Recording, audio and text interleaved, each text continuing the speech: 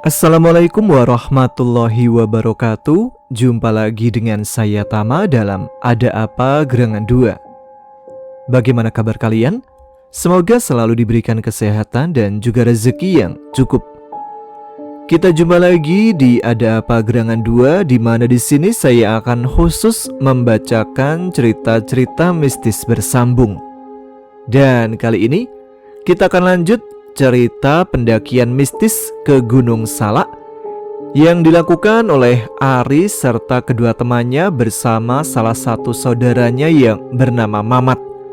Dalam pendakian mereka kali ini terjadi beberapa konflik dan juga tentunya beberapa hal mistis yang mengganggu mereka. Nah, seperti apa kelanjutan ceritanya? Langsung saja kita simak. Teman-teman, ada apa gerangan? Ceritanya mulai dari sini.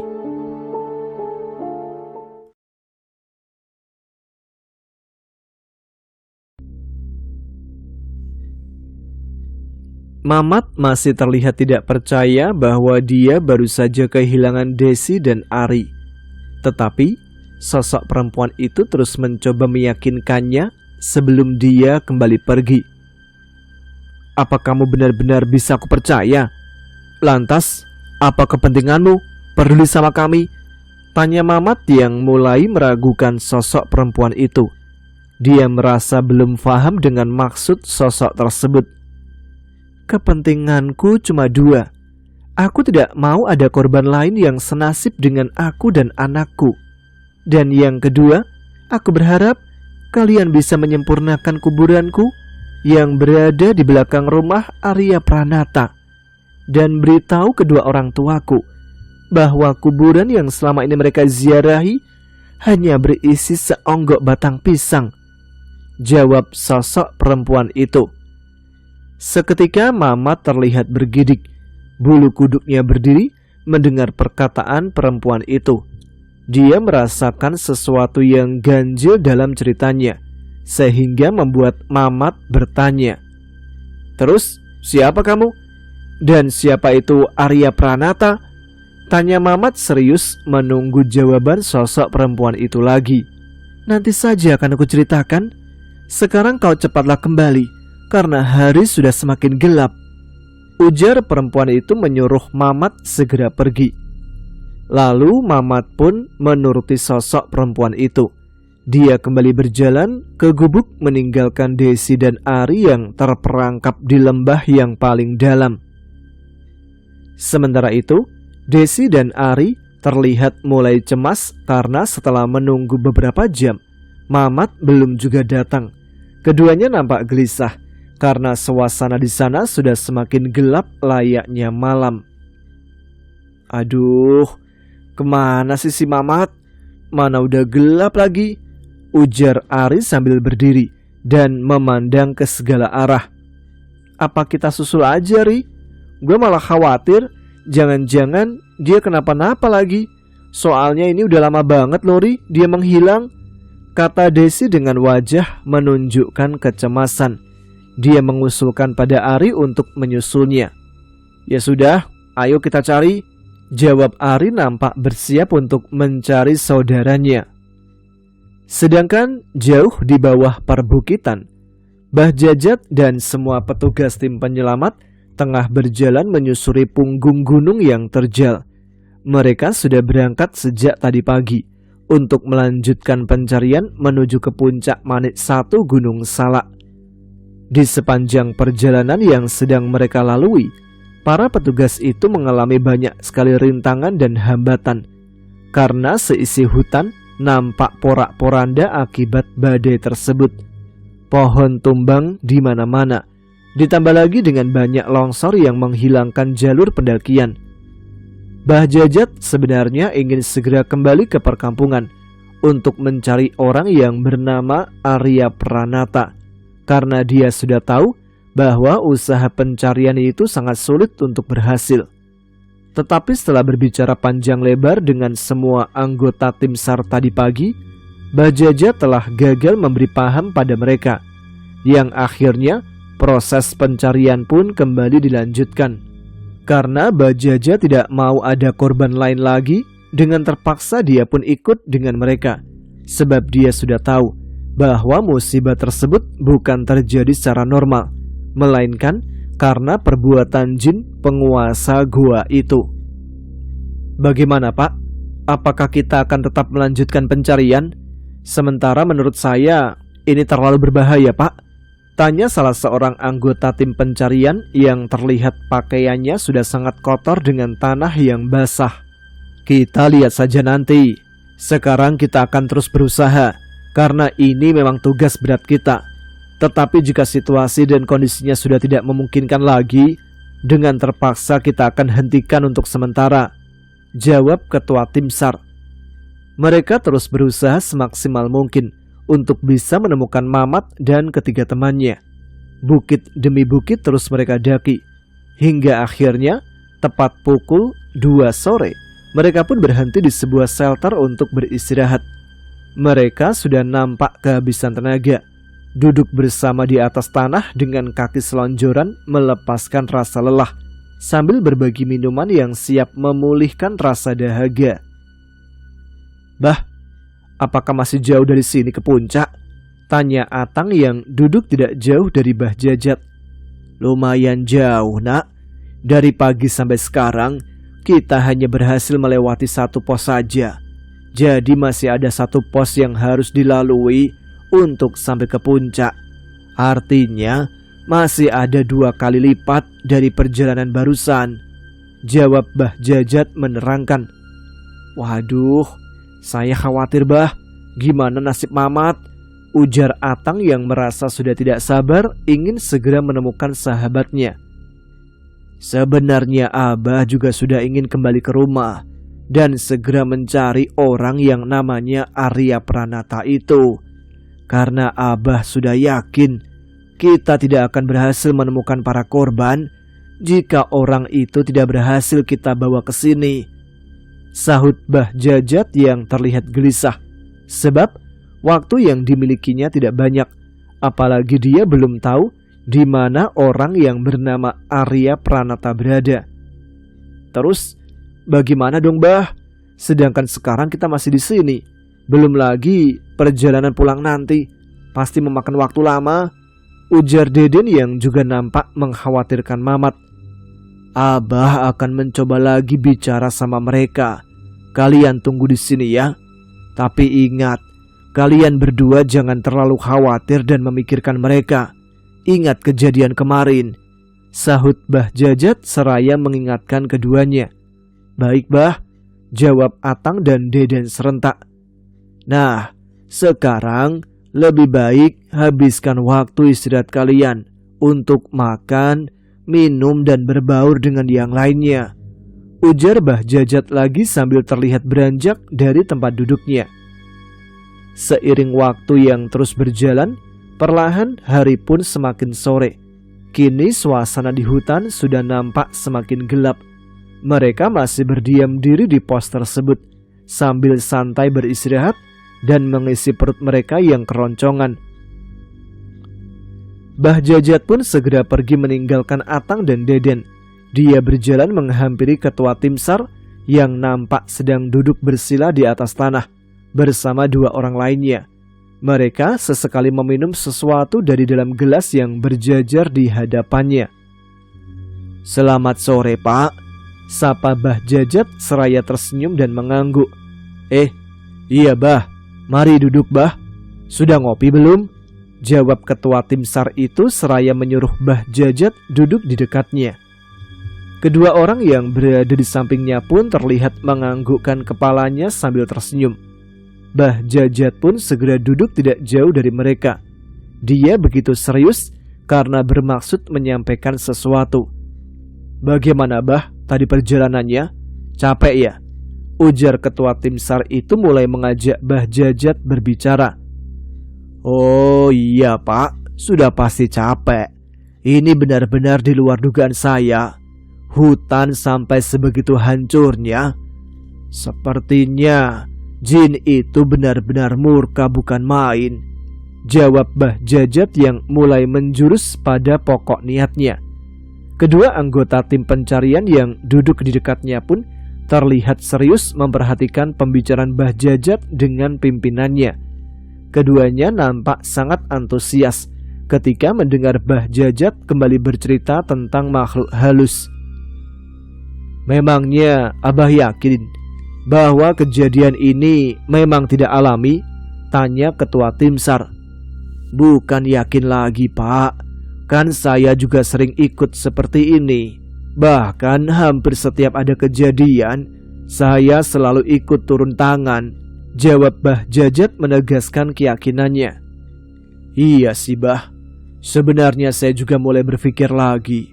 Kejadian badai ini memang terasa aneh. Padahal kan sekarang sedang musim kemarau. Tapi kenapa ada badai yang begitu sangat dahsyat ya?" sahut Ketua Tim SAR nampak mulai menyadari bahwa kejadian bencana tersebut memang terasa ada keganjilan. "Memangnya di musim kemarau tidak ada badai kabut ya, Pak?" tanya salah satu dari anggotanya. "Bukan tidak ada, tapi tidak akan sedahsyat ini. Badai kabut di gunung manapun itu biasanya terjadi pada musim hujan, di mana kabut itu biasanya akan terbentuk saat udara yang hangat dan lembab mengalami pendinginan. Lalu uap air yang berada di atas udara itu mengembun dan membentuklah partikel-partikel air kecil yang terapung di udara. Nah, ketika ada badai atau hujan, partikel-partikel air itu dapat berpadu dengan butiran air hujan atau butiran salju, sehingga membentuklah badai kabut," jawab ketua mereka menjelaskan dengan sangat gamblang. "Kalau begitu, aneh juga ya, Pak. Berarti sebelum kejadian telah terjadi hujan besar di gunung ini ya?" ujar anak buahnya lagi kembali bertanya. "Nah, itulah masalahnya. Sementara kan di bawah sana sudah lama tidak turun hujan. Jadi, dari mana asalnya hujan di gunung ini? Sementara langit pada sore itu terlihat sangat cerah," kata Ketua Tim SAR itu lagi mengungkapkan keheranannya. "Terus, sekarang bagaimana, Pak? Apa masih penasaran untuk tetap melanjutkan mencari mereka?" tanya Mbah Jajat tiba-tiba. Mereka bertiga nampak terdiam beberapa saat. Semuanya tidak ada yang menjawab pertanyaan Mbah Jajat. Nampaknya kini mereka pun mulai berpikir untuk menghentikan sementara pencarian itu. Ketua Tim SAR masih duduk seraya berpikir keras. Nampaknya dia begitu hati-hati dalam mengambil keputusan. Apalagi ini menyangkut keselamatan korban dan juga anggota pencarian yang dibawanya. "Jika saya hentikan pencarian ini sekarang, tentu saja saya harus memberikan alasan yang logis dan dapat diterima oleh semua pihak. Mana mungkin alasan mistis yang disampaikan Mbah Jajat harus saya jadikan laporan.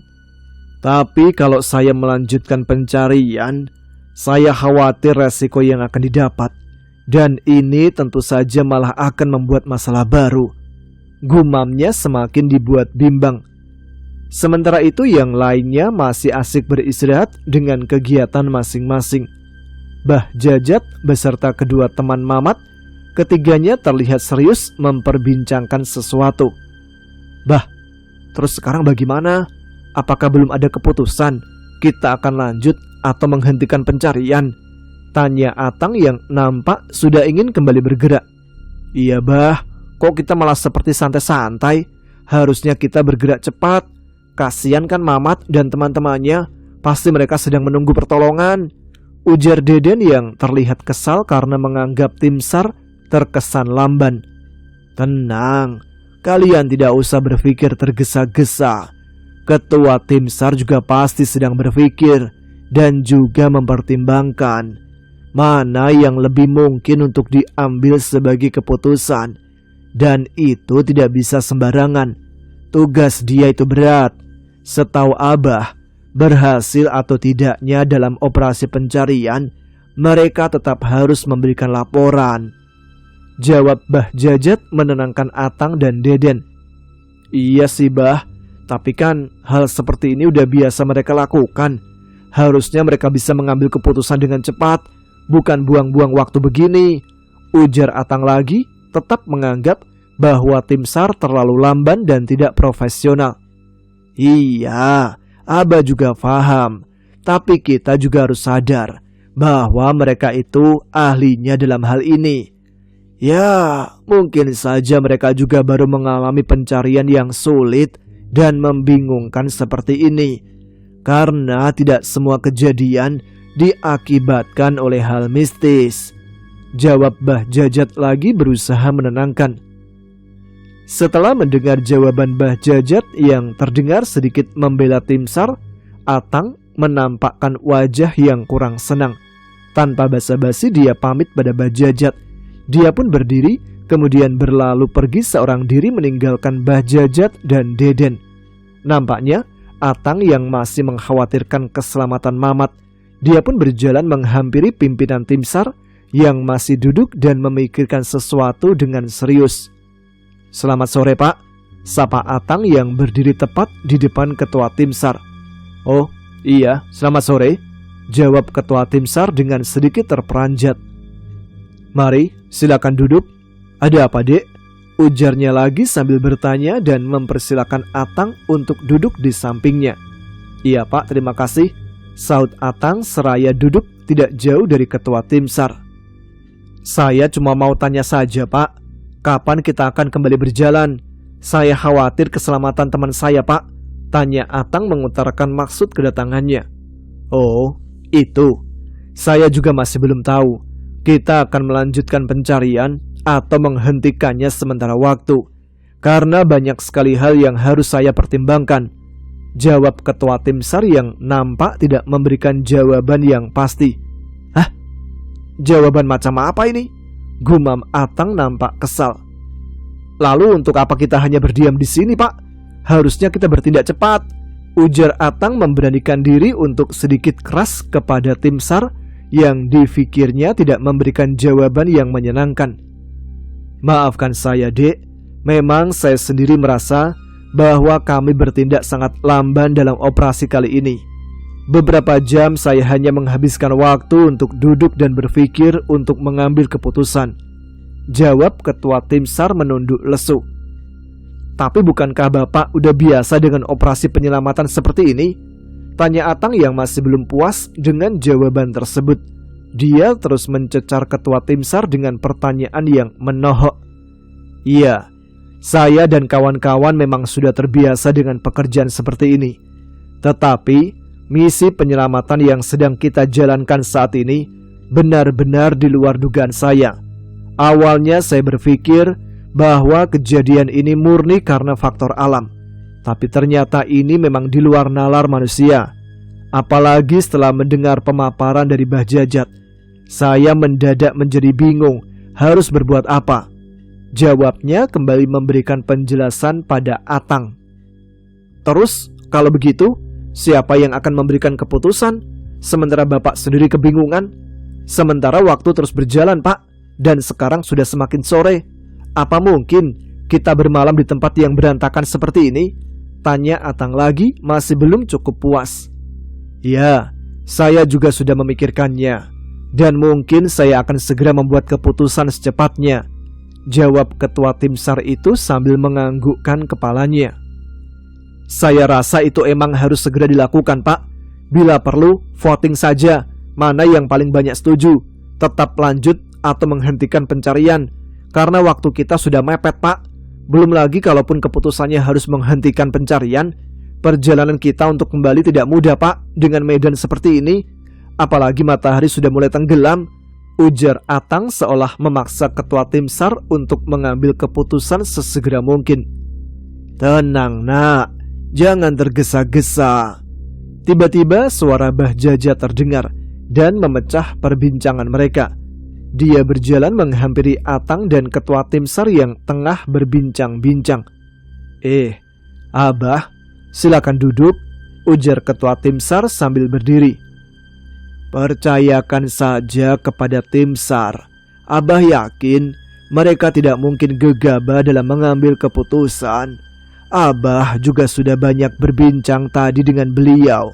Sebaiknya sekarang banyak-banyaklah berdoa, memohon petunjuknya sambil menunggu keputusan yang akan diambil. Ujar Bah Jajat menasehati Atang. Iya bah, saya hanya tidak mau buang-buang waktu saja, gak ada maksud lain, sahut Atang yang nampak sedikit malu. Iya, Abah juga mengerti, kata Bah Jajat seraya tersenyum. Abah rasa sebaiknya sekarang kumpulkan saja semua anggota. Mari kita buat keputusan bersama agar nantinya tidak saling menyalahkan, Pak, kata Bah Jajat menyarankan. Iya, baik Bah, saya juga sudah berpikir seperti itu. Kalau begitu, saya mohon pamit dulu Bah, sahut ketua tim SAR sambil pergi berjalan menghampiri anak buahnya yang tengah berkumpul tidak jauh dari tempat mereka berbincang. Tampaknya semua anggota tim SAR juga sudah merasakan hal yang sama. Mereka sudah tidak sabar menunggu keputusan dari atasannya, karena hari sudah perlahan terus mulai gelap, sementara mereka masih diam dengan tanpa kepastian. Ketua tim SAR nampak mulai mengumpulkan mereka. Semuanya serius membicarakan keputusan yang akan segera diambil tanpa melibatkan Bah Jajat, Atang, dan Deden. Setelah berpikir lumayan lama, mereka berembuk serta mempertimbangkannya. Akhirnya ketua tim SAR percaya dengan apa yang disampaikan oleh Bah Jajat.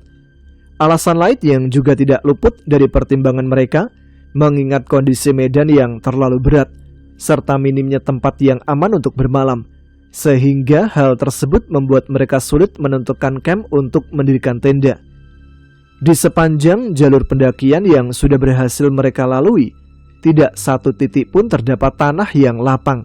Semua area dipenuhi runtuhan pepohonan, sehingga tidak memungkinkan perjalanan tersebut untuk terus dilanjutkan. Semua kru yang bertugas dalam operasi pencarian itu dan terlibat di dalamnya telah menyepakati dan telah memutuskan untuk menghentikan sementara operasi pencarian ini. Baik, karena sekarang hari sudah sore, sebaiknya kita harus segera bergegas kembali, karena keadaan di sini tidak memungkinkan untuk kita membuat tenda. Ada pertanyaan? Tanya ketua tim SAR di akhir briefing sore itu. Maaf Pak, kita akan langsung pulang sampai pos pendakian atau kembali ke tempat berkemah semula? Tanya salah satu dari mereka. Tadi setelah saya berbincang dengan tim lain yang bertugas di pos pendakian, serta mendengar saran dari seorang sesepuh, sekarang kita akan kembali ke camp di pos 4 sambil menunggu bantuan datang, jawab ketua tim SAR kembali menjelaskan. Apa masih ada lagi yang mau bertanya? Waktu kita tidak banyak sekarang, sudah mulai gelap, tanya dia lagi sambil memandang kepada semua peserta briefing. Semua orang yang ada di sana nampak terdiam. Di antara mereka tidak nampak satupun yang terlihat akan mengajukan lagi pertanyaan. Sehingga ketua tim SAR itu kembali berbicara. Baik, jika tidak ada lagi yang perlu dibahas dan ditanyakan, maka sekarang kita akan langsung segera turun. Setelah berbenah dan kembali mengemas barang bawaan masing-masing, akhirnya sore itu tepat pukul 3:30, mereka pun kembali berjalan menuruni perbukitan. Apakah kita akan ikut bermalam lagi di sana, Bah? Tanya Atang yang berjalan beriringan dengan Deden dan Bah Jajat. Sepertinya Abah mau langsung pulang saja, karena kita harus cepatnya menemukan orang yang namanya Arya Pranata. Dan kalian sebaiknya ikut juga dengan Abah dan temani Abah ke rumah orang tua Mamat, jawab Bah Jajat memastikan rencananya. Siap Bah, saya juga sudah ingin pulang untuk mengabarkan berita ini pada penduduk. Siapa tahu mereka ada yang bisa bantu, ujar Atang terlihat senang, karena dia sudah tidak sabar untuk segera menemukan orang yang bernama Arya Pranata itu. Sementara itu Mamat yang sudah sampai kembali di tempat semula, dia nampak terdiam merenung di depan gubuknya. Sepertinya dia benar-benar merasa terpukul karena telah kehilangan Ari dan Desi. Sore itu, Mamat pun tidak sendirian ada di sana. Tidak jauh dari tempatnya duduk, nampak sosok perempuan itu setia menemani Mamat bersama gadis kecilnya. Sekarang kamu istirahatlah sambil menunggu pertolongan datang. Kamu pasti sangat kelelahan, ujar perempuan itu lagi. Dia merasa kasihan melihat wajah Mamat yang pucat dan berkeringat. Iya, nanti aku istirahat. Tapi aku masih sangat penasaran, siapa kamu sebenarnya? Tanya Mamat yang masih bertanya-tanya dalam hatinya. Baiklah, mungkin sekarang waktunya aku ceritakan semuanya kepadamu, saut perempuan itu dengan wajah yang mulai terlihat sedih. Namaku Nimas, dan ini adalah anak gadisku yang bernama Asri. Aku dan anakku adalah korban tumbal pesugihan dari seorang pria yang bernama Arya Pranata beberapa tahun silam. Kata sosok perempuan itu mulai menjelaskan siapa dia sebenarnya. Wajahnya nampak sekali menggambarkan kesedihan yang amat dalam. Mamat sangat kaget mendengar perkataan perempuan itu. Siapa dia? Lalu apa hubungan kamu dengan pria itu?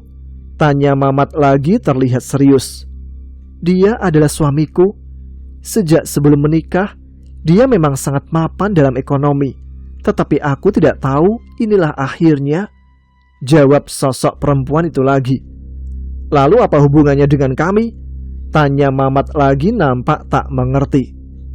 Setelah mengorbankan aku dan anakku, Arya Pranata tidak pernah datang lagi kemari untuk memberikan tumbal pada penguasa gua itu sebagai perjanjian persekutuannya.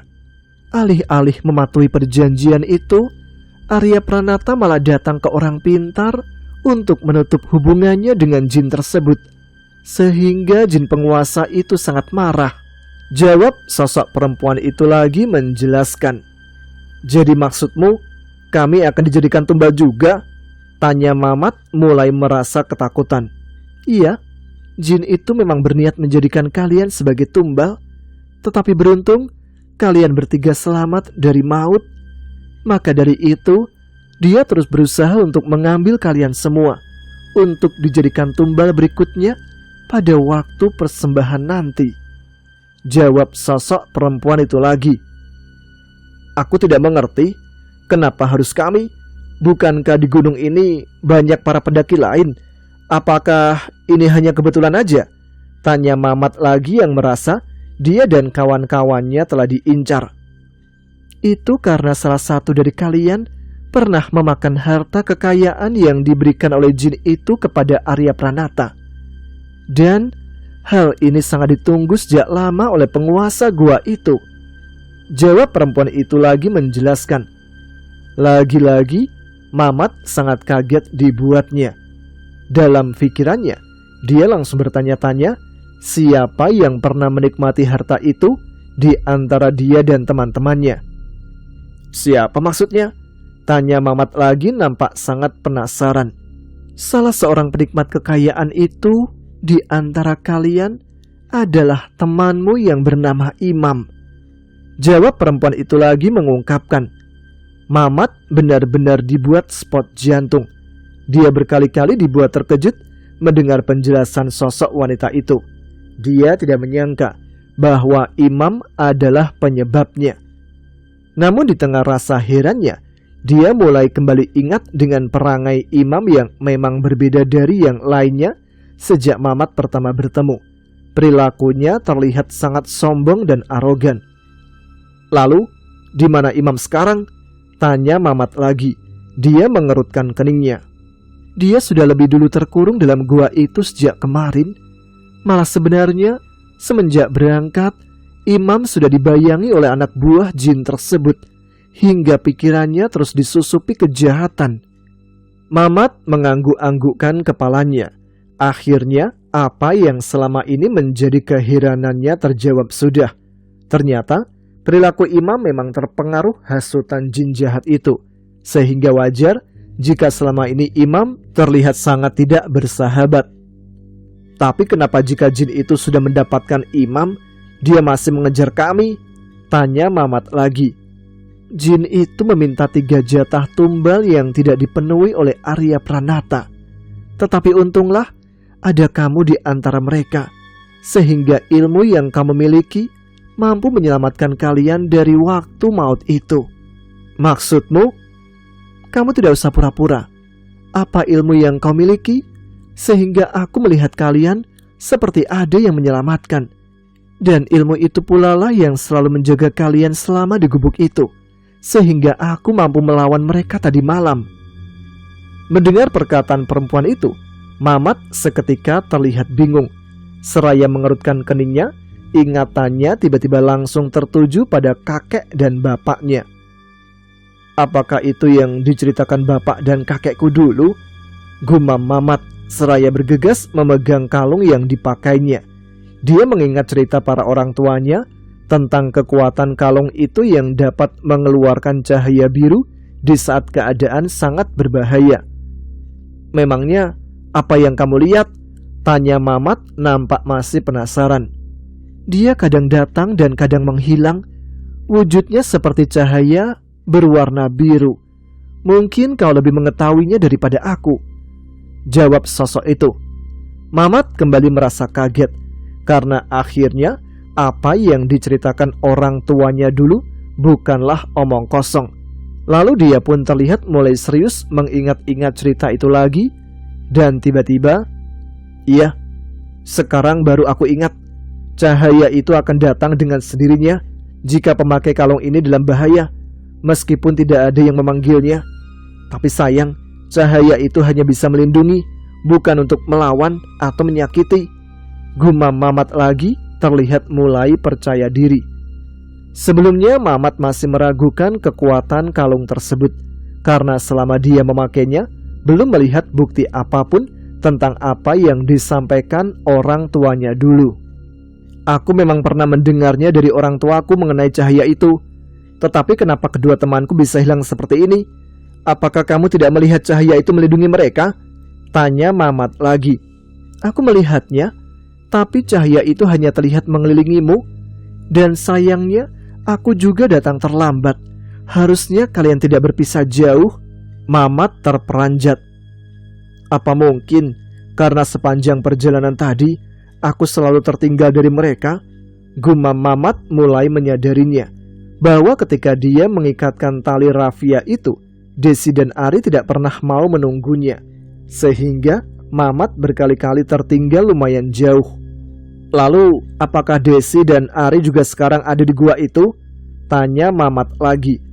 "Kemungkinan iya, karena ketiga temanmu sudah berada di sana sekarang untuk dijadikan tumbal nanti di hari persembahan," jawab Nimas merasa yakin.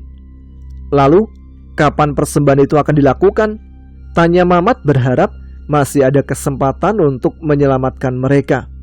4 hari lagi," jawab perempuan itu lagi. "Apakah kita masih bisa menyelamatkan mereka?" "Itu pekerjaan yang tidak mudah. Hanya ada 2 pilihan untuk bisa membebaskan mereka: mencari pengganti mereka atau membawa Arya Pranata ke hadapan jin itu." Mamat kaget mendengar perkataan wanita itu. Dia merasa kedua syarat itu sangat berat untuk dipenuhi, apalagi waktu yang dia miliki tidak cukup banyak. "Ya Allah, tolong berikan aku petunjuk," gumam Mamat sangat berharap akan datang keajaiban. "Jika kamu tahu ini akan terjadi dari awal, kenapa kamu tidak mencoba mencegah kami?" tanya Mamat yang tiba-tiba teringat ucapan bahwa dia sudah mengetahui sejak awal, sewaktu Imam dipengaruhi anak buah jin jahat itu. "Sejak awal aku sudah mencoba berkali-kali mencegah kalian pergi mendaki, tapi rupanya kamu lupa pesan leluhurmu. Padahal sudah lebih dari 3 kali aku cegah kalian dalam perjalanan," kata sosok perempuan itu, terlihat menyayangkan sikap Mamat yang tidak peka terhadap beberapa pertanda. "Maksudmu?" tanya Mamat. Dia nampak belum paham dengan maksud sosok tersebut. "Apa kamu tidak mengetahuinya? Siapapun yang akan masuk ke gunung ini, maka dia harus segera membatalkan niatnya jika dia sudah lebih dari 3 kali mendapatkan pertanda buruk," jawab Nimas seolah terlihat kesal dengan Mamat yang tidak menyadarinya. "Iya, aku tahu itu, tapi," sahut Mamat yang langsung dipotong oleh Nimas dengan tegas. "Sudahlah, sekarang sudah terlambat. Alasanmu sudah tidak berguna lagi untuk diceritakan. Mungkin kamu ingat ini. Pertama, aku coba menghentikan kendaraan yang kalian tumpangi. Kedua, aku sengaja menaruh paku untuk merusak ban kendaraan itu. Ketiga, aku sengaja menghambat petugas pos pendakian. Dan aku juga yang merobohkan tenda kalian. Tapi kalian malah terus melanjutkan perjalanan. Kenapa? Apa kamu terlalu terlena dengan kesenangan yang kamu dapatkan? Mamat kaget dan seketika langsung bengong. Dia masih sangat ingat dengan sejumlah peristiwa itu. Dan seketika Mamat menyesal. Mungkin sejak awal sikap Imam memang merupakan sebuah firasat, sehingga sikapnya tidak bersahabat padaku, Atang dan Deden. Bapak pasti akan sangat marah jika tahu semua ini. Aku sudah gagal menjaga keselamatan mereka. Pantas saja sebelum berangkat dia berpesan seperti itu, gumam Mamat mengingat pesan bapaknya. Hal itu membuat Mamat berpikir keras. Dalam hatinya, dia bertekad akan berusaha sebisa mungkin untuk menyelamatkan Ari dan kedua temannya. Tidak terasa waktu terus berjalan dengan cepat, menggilas semua kesempatan dan harapan, tanpa memandang siapapun yang melaluinya. Sekarang waktu sudah menunjukkan pukul 4:30 petang, dan malam pun tidak lama lagi akan tiba. Kini suasana di depan gua itu sudah nampak kembali mulai teduh. Sinar matahari yang sempat memberikan beribu harapan, dia kembali redup, seiring kepergiannya yang hampir tenggelam di ufuk barat. Sementara itu, keadaan Imam yang masih terkurung di depan gua seharian menghabiskan waktunya untuk berpikir dan berusaha, dengan harapan bisa menemukan jalan dan segera keluar dari tempat itu. Sehingga di saat sore hari mulai tiba, Imam pun sudah nampak terlihat frustasi. Di tengah kerisauannya, Imam mulai sadar bahwa dirinya tengah terpenjara di tengah-tengah tebing yang tinggi, layaknya seekor anak elang yang kehilangan induk dan terkurung dalam sarangnya. Imam yang kini telah menyadari di mana posisinya berada, dia nampak semakin gelisah memikirkan nasibnya. Tetapi, meskipun usahanya hari itu kembali gagal, Imam masih menyimpan banyak harapan untuk besok. Dia tetap optimis akan bisa kembali pulang. Pokoknya bagaimanapun, gua harus bisa keluar dari sini, gumam Imam sambil terlihat mulai duduk di depan gua. Dengan tatapan matanya yang tajam memandang ke depan, Imam dia mematung dalam lamunannya. Semilir angin yang bertiup sepoi pada sore itu membelai wajah dan menyibak setiap helai rambutnya. Padahal mungkin di sana itu ada perkampungan. Seandainya gue bisa terbang, mungkin mudah sekali untuk sampai ke sana, pikir Imam dalam benaknya. Dia menggambarkan sebuah perkampungan yang ada jauh dari pandangan matanya. Di tengah pikiran yang mulai tenang, Imam mulai berpikir sesuatu yang mustahil, seraya memeluk kedua kakinya yang terlipat dengan dagu nampak bertumpu lemah. Sedang apa mereka sekarang ya? Apa mereka juga sama nasibnya dengan gua? Gumam Imam. Pikirannya mulai kembali mengingat semua teman-temannya. Tapi gua rasa nasib mereka pasti lebih baik daripada gua. Setidaknya Desi dan Ari gak akan merasa kesepian. Apalagi ada Mamat yang bisa menjaga mereka. Sementara gua sendirian seperti ini. Apes banget sih nasib gua, pikir Imam yang nampak merasa sangat kesepian. Dalam benaknya dia membayangkan Mamat dan kedua temannya sekarang sedang berusaha untuk pulang. Namun Imam juga merasa iri karena dia berpikir nasibnya lebih buruk dari ketiganya. Dia hanya bisa melakukan segala sesuatu seorang diri, sementara Ari dan kedua temannya masih bisa melakukan bersama-sama. Setelah lama Imam merenungkan keadaannya dan membayangkan nasib ketiga sahabatnya, kini pikirannya kembali fokus memikirkan bagaimana nasibnya ke depan. Apakah benar sosok perempuan itu serius berniat menolongku? Kok gua masih meragukannya? Sebenarnya siapa dia sih? Dan kenapa juga dia nampak begitu bersemangat untuk menolong gua dan juga mereka? Gumam Imam mulai bertanya-tanya. Udahlah, sebaiknya jangan berpikir kemana-mana dulu. Gua berharap wanita itu gak bohong bahwa dia benar-benar berniat menolong. Tapi kemana dia sekarang? Gumam Imam lagi. Dia nampak sudah mulai menyandarkan harapannya pada sosok perempuan tersebut. Semoga aja dia cepat kembali. Gua udah gak betah lama-lama berada di sini, gumamnya penuh harap. Tidak terasa, perlahan hari pun semakin gelap. Suara binatang malam mulai terdengar riuh bersautan. Mereka seolah menyambut kedatangan sang malam yang baru saja dimulai. Di saat pikiran Imam yang merasa lebih tenang, tiba-tiba terdengar suara gemuruh dari arah belakang. Sontak seketika membuyarkan lamunannya. Astagfirullahaladzim, teriak Imam sambil memalingkan wajahnya ke belakang. Dengan cepat, Imam pun nampak berlari ke pinggir, duduk dan bersandar pada dinding goa. Dengan wajah yang nampak pucat karena ketakutan, dia kembali berbalik. Matanya langsung kembali fokus melihat ke depan. Aduh, ucap Imam lega, seraya menggeleng-gelengkan kepalanya. Karena ternyata itu hanyalah suara kepakan sayap kelelawar yang secara serentak keluar menyambut kegelapan. Sementara itu, Abah Jajat, Atang dan Deden setelah mereka beristirahat sebentar di persimpangan pos 4, ketiganya langsung bergegas melanjutkan perjalanannya. Sedangkan semua anggota tim pencarian, malam itu mereka akan kembali berkemah di tempat mereka sebelumnya. Petang itu, mereka bertiga masih begitu bersemangat menelusuri jalan di tengah gelapnya hutan dengan harapan mereka akan segera sampai secepatnya di pos pendakian. Dengan wajah yang nampak pucat karena kelelahan, ketiganya terus berjalan tanpa henti, meskipun langkahnya sesekali terlihat gontai menapaki jalan yang licin bebatuan. Gimana bah? Lanjut atau istirahat? Kata Atang yang berjalan paling depan. Terus ajalah, mungkin bentar lagi juga kita sampai, jawab Deden yang terlihat terengah-engah. Aku itu nanya Mbah Jajat, bukan kamu Den. Kasihan dia udah tua. Kalau kamu sih bodo amat, kata Atang sewot.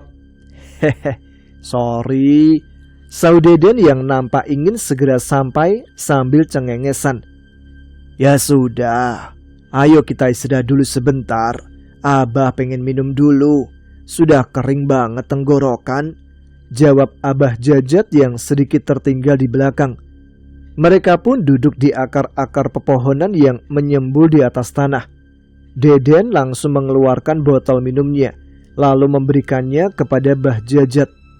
Ini bah, airnya, ujar Deden seraya memberikan botol minumnya. Alhamdulillah, lumayan capek juga ya. Sudah lama Abah tidak naik turun gunung, ujar Mbah Jajat kelelahan. Jangankan Abah, saya aja yang masih muda ngerasa capek bah, saud Deden yang duduk di tengah-tengah. Iya bah, tapi kalau dilihat dari sisi umur, justru menurut saya Abah itu masih kuat banget. Bayangkan aja, kita berjalan dari tadi pagi, udah gitu mana naik turun bukit lagi dengan medan yang amburadul, ujar Atang memuji kekuatan fisik Mbah Jajat yang sudah tidak muda lagi. Mereka pun terus asik berbincang-bincang sambil melepaskan rasa lelahnya sejenak. Deden dan Atang pun sesekali memijat betisnya yang dirasa pegal-pegal. Bah, apakah Abah udah punya rencana bagaimana menemukan orang itu? Tanya Atang nampak penasaran. Abah akan segera menemui orang-orang yang bisa membantu. Karena mencari seseorang dengan modal nama saja itu tidak mudah. Maka dari itu, diperlukan orang-orang pintar untuk menemukannya. Apalagi ini menyangkut hal yang mistis. Tentu saja kita tidak bisa langsung mencarinya, jawab Mbah Jajat menjelaskan rencananya. Terus menurut Abah, apakah itu akan berhasil bah? Tanya Deden yang berharap Mamat akan selamat. Insya Allah, kita berdoa saja. Ya, namanya juga upaya. Hasilnya kita kembalikan pada Yang Maha Kuasa.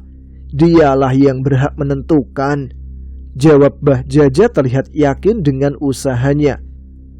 Saya masih tidak paham, Mbah. Kenapa justru orang baik yang menderita, sementara orang jahat itu malah senang-senang dengan semua harta kekayaannya, ujar Atang yang nampak tidak rela dengan nasib sahabatnya. Disinilah fungsinya iman. Jika imanmu kuat, pasti kau tidak akan merasa bahwa Allah tidak berbuat adil.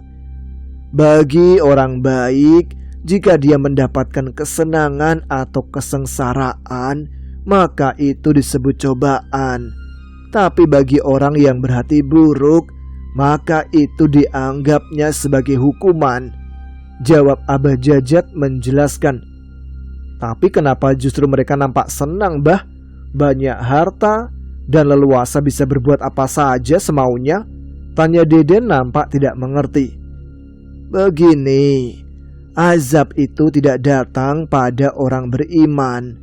Makanya orang beriman senantiasa akan selalu merasa bersyukur. Diberi kekayaan, dia akan gunakan untuk ibadah. Begitu pula jika diberikan kemiskinan, dia akan menggunakan kemiskinannya untuk ibadah. Tapi azab akan datang pada orang yang jauh dari Allah. Dikasih kekayaan sebanyak apapun, dia tak akan pernah merasa cukup, apalagi dikasih kurang. Jawab Mbah Jajat menjelaskan. Berarti enak dong, Mbah, kalau orang kaya bisa dapat pahala lebih banyak karena bisa beramal, bangun masjid, pelihara anak yatim dan lain-lain. Sementara yang miskin, kata Deden lagi nampak semakin tidak mengerti. Dengar, ibadah tambahan di luar kewajiban bagi fakir miskin itu lebih enak. Cukup dia bersabar dan ikhlas menerima kemiskinannya dengan cara bersyukur, itu pahalanya luar biasa besar. Coba orang kaya, bisa nggak? Tanya Mbah Jajat seraya menatap Atang dan Deden. Mereka berdua nampak tersenyum sambil menganggukkan kepalanya. Mereka mulai paham dengan apa yang dijelaskan oleh Mbah Jajat. Oh iya, kalian malam ini nginep saja dulu di rumah Abah ya. Besok pagi kita akan sama-sama pergi ke rumah Mamat. Abah yakin bapaknya Mamat bisa membantu Abah menemukan orang yang bernama Arya Pranata itu. Apalagi ini menyangkut keselamatan anaknya. Iya, Bah, siap. Ya sudah, sekarang kita lanjut lagi perjalanan. Semakin malam justru malah semakin repot. Nanti kita lanjutkan ngobrolnya di rumah saja, ujar Abah Jajat mengajak keduanya untuk segera kembali melanjutkan perjalanan. Sementara keadaan Desi dan Ari, mereka berdua saat ini sedang dalam keadaan cemas karena keduanya terperangkap di lembah tersebut sejak tadi siang. Setelah menelusuri semua sudut lembah yang gelap, berharap bisa menemukan Mamat, tetapi akhirnya mereka tetap kembali lagi ke tempat itu berulang-ulang.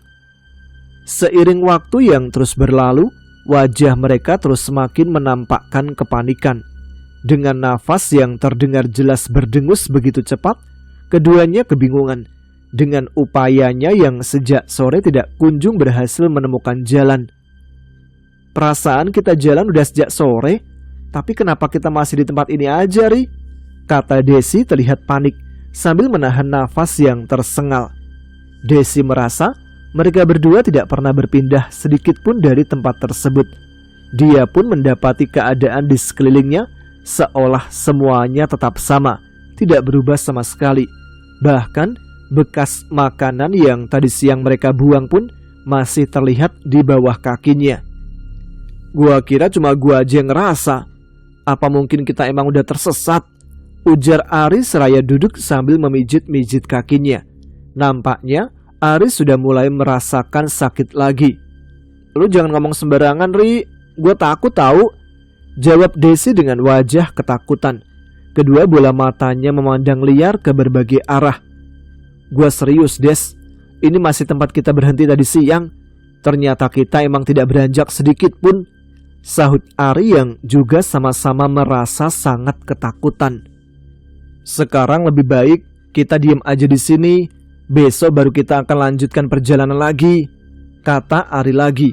Dia merasa tidak mampu berbuat apa-apa lagi, sehingga lebih memilih untuk diam. Maksud lu, kita akan tetap seperti ini sampai pagi? Tanya Desi nampak tidak merasa nyaman dengan keadaannya. Ya mau bagaimana lagi? Sekarang jangan berpikir dulu kenyamanan lah.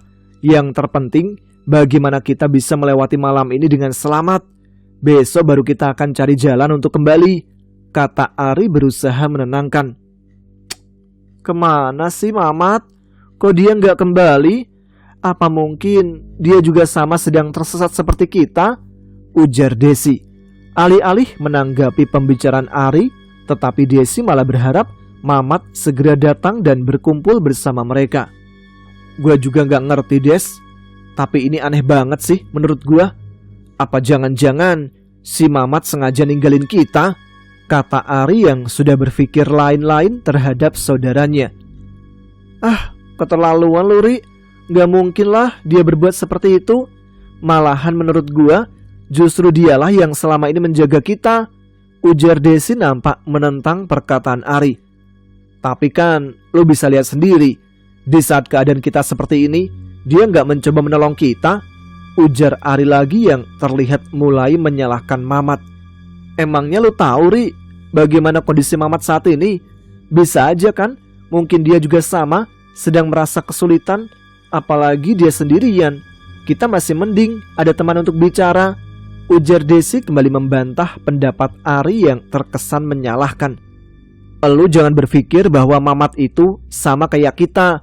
Dia itu jauh lebih berpengalaman berada di hutan kayak gini. Jadi bisa aja kan, tadi dia hanya pura-pura tidak tahu jalan pulang. Padahal mungkin aja justru dia lebih tahu, lalu membiarkan kita tersesat seperti ini, ujar Ari lagi berusaha meyakinkan Desi. Lu harusnya berpikir waras Ri. Emangnya selama ini dia jahat sama lu? Enggak kan? Sekarang lu seenaknya aja nyalain dia, ujar Desi nampak terus membela Mamat. Kalau dia sedang berusaha nolong kita, dia pasti udah nyusul kita Des. Tapi gue rasa dari tadi tidak mendengar suara dia manggil-manggil kita. Itu artinya gue yakin dia sengaja ninggalin kita. Karena sejak awal, bukankah dia gak setuju dengan rencana kita? Dia lebih memilih diam di gubuk itu sampai datang pertolongan kan?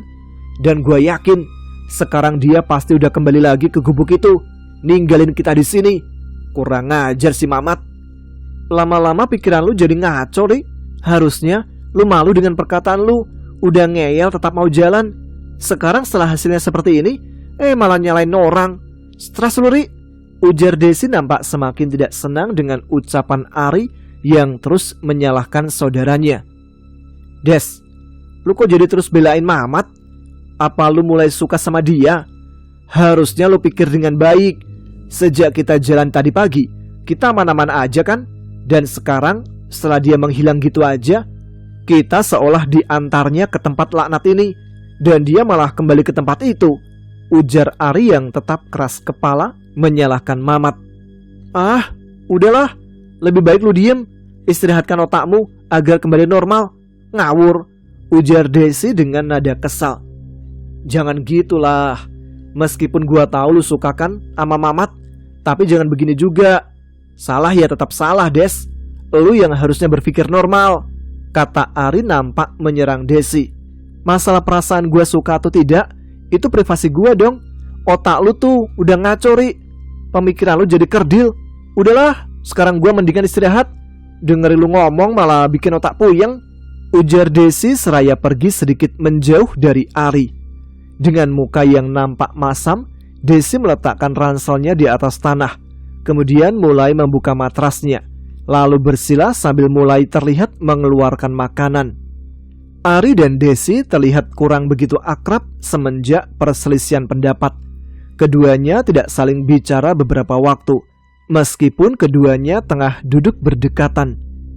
Ari masih tetap bersikukuh. Dia mengira bahwa Mamatlah biang keladi dari semua yang terjadi kepadanya dan Desi. Sementara Desi merasa hal itu tidak mungkin akan dilakukan oleh Mamat, karena setahu dia, justru Mamatlah yang selalu mewanti-wanti mereka.